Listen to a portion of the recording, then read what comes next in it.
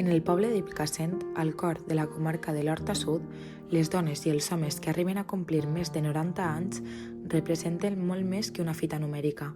Són un veritable tresor humà, testimonis vius d'una època que ha canviat profundament, però que encara batega la memòria i els valors de les dones i els homes longeus.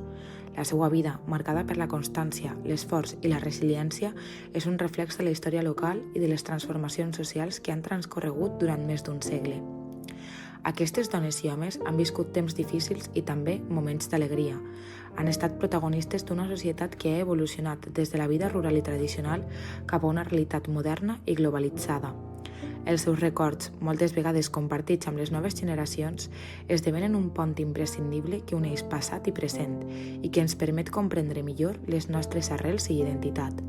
La seva experiència vital revela una fortalesa física i espiritual excepcional, fruit de l'adaptació constant a les adversitats i del manteniment d'hàbits i valors saludables, com el respecte, la solidaritat i la dedicació a la família i a la comunitat.